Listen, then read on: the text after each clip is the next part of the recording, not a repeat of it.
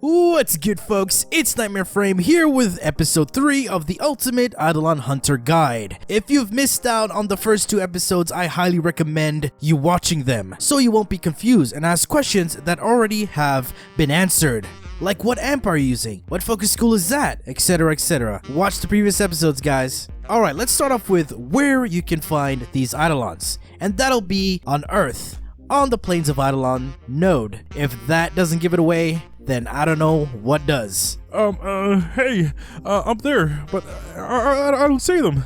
Now that's just it. You can only encounter Eidolons during the night. When in Plains, you can hold down your map key for a couple of seconds to have this overview of the entire map. And on the bottom right, you'll have a timer. You can also see the timer on your orbiter when you approach the navigation console. But I suggest hovering over the Plains of Eidolon node on Earth for a more accurate time when not in the Plains. Alright, as soon as you find an Eidolon, don't try to engage it willy-nilly. There's a lot of preparation that goes into these fights. By the way, this is Terry, or officially known as the Terrorist. He is the first tier of Eidolons you encounter. There's also the Gauntletist, aka Gary, and finally, the Hydralist, aka Harry. There is Larry, but we don't talk about that guy, cause screw that guy in particular. You can see when you approach the Terrorist, he is invulnerable, meaning he will not take any damage from normal weapons or abilities. So now, what do you need to do to actually start these fights? Finish your quests, get the appropriate focus school, a proper amp, and you can head out to hunt your first Eidolon. Notice that I didn't say what Warframe to pick, because any Warframe can kill the first tier Eidolon solo without any issues. Now going back to the invulnerable Terry, notice that when you go into your operator, his health bar changes. He has a shield, and this shield is weak to void damage. Damage only the operator and their amps can do. And that's where your mighty amp and proper focus school comes handy. Once you deplete the shields from damaging him with your amp, you first will encounter a red flash, and then notice parts of his body are now vulnerable to damage. These parts are called synovias, or you can just call them limbs. This is when you go back into your Warframe to damage them with your weapons. You have to be fast when destroying the limbs, as smaller sentients called Vonvalists will rush to replenish the Eidolon's shields. You would then have to kill them and take down the shields once again. With the shields taken down, the Eidolon is now weak to damage, radiation and cold to be more specific.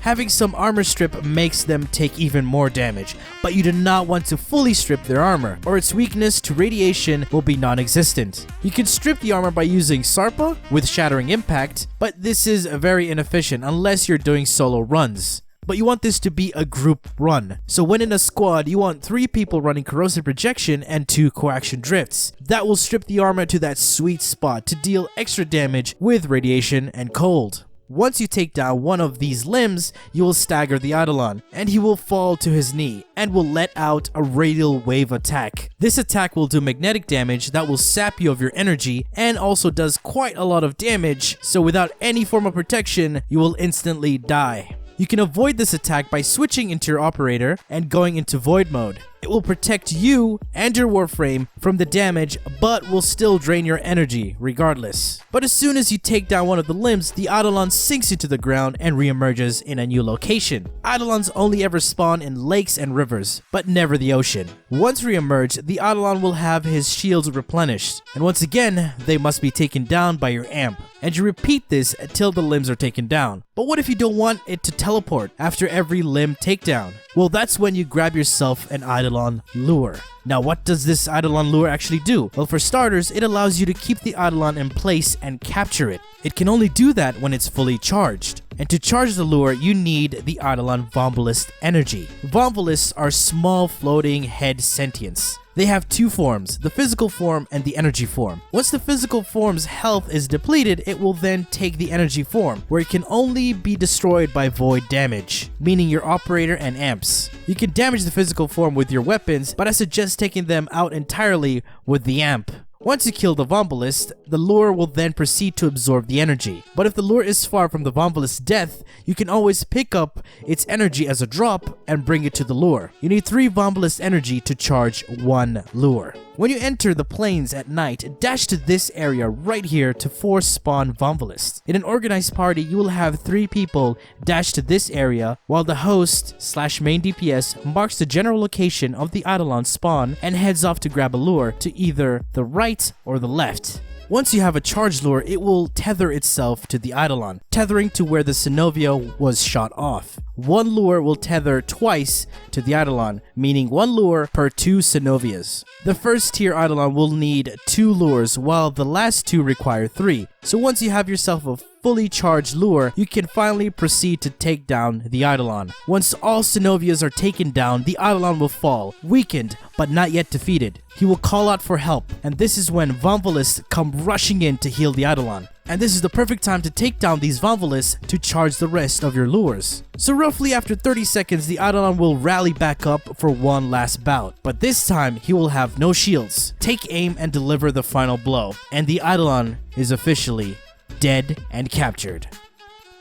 When the Terrorist is taken down, he will drop sentient cores, Eidolon shards, and your arcane. What you need to progress to the next tier Eidolon is a brilliant Eidolon shard, and it can only drop these types of shards if they are captured, meaning having the appropriate amount of charged lures tethered to the Eidolon. Once you have the brilliant Eidolon shard, head to the shrine and place your shard as a sacrifice to begin the next fight. It's pretty much the same fight with a few different attacks here and there. Once the Gauntlet is dead, head back to the shrine once again to begin the final fight. That's the gist of it. But what each frame does in this fight is what is important.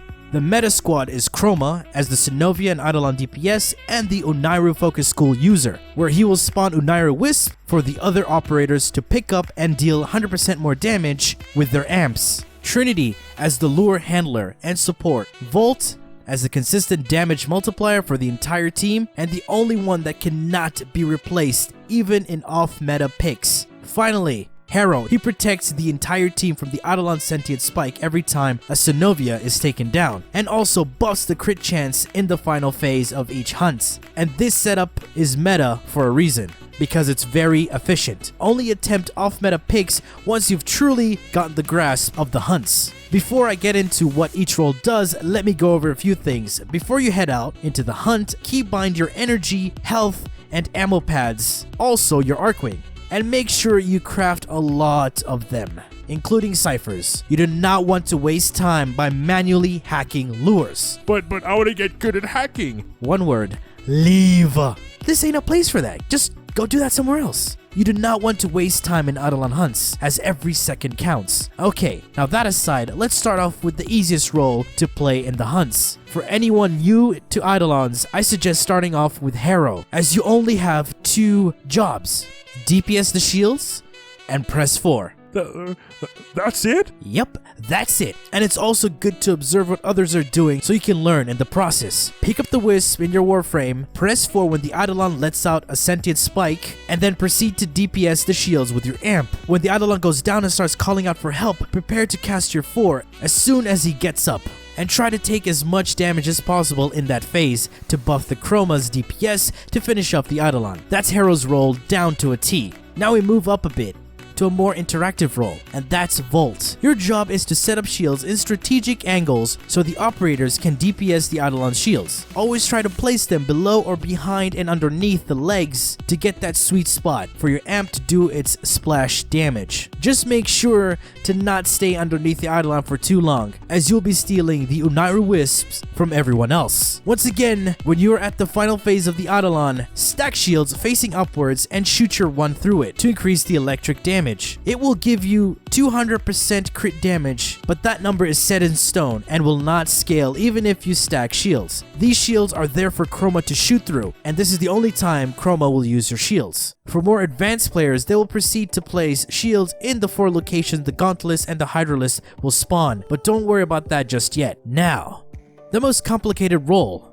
The role that is annoying to look for in LFG. A Trinity. Your role will be different in the initial entrance of the hunt compared to the consecutive ones. So for those who don't know, when you go out for the hunt, you do not go out as soon as night hits. People gather squads 20 to 30 minutes prior. Why is that? Because you want to charge your Void Strike stacks. And of course, being in Void mode for an extended period will drain your energy. And is this when you want to use energy pads? Not necessarily. This is where your Sahasa Kubro becomes useful. Yay! Finally a good use for Kubros. Sahasa Kubros will use dig up energy orbs for your operator to pick up as you continue to charge your Void Strike. The Kubro will not dig if your Warframe has full energy. When night hits, Chroma will head for the lure and the rest of the squad will dash to the force spawn location. After that, head to the Eidolon and you as Trinity will take down 2 shield phases. Once that's done, then proceed to go get 2 lures. The Trinity will park 2 lures for Chroma and gather the remaining 5.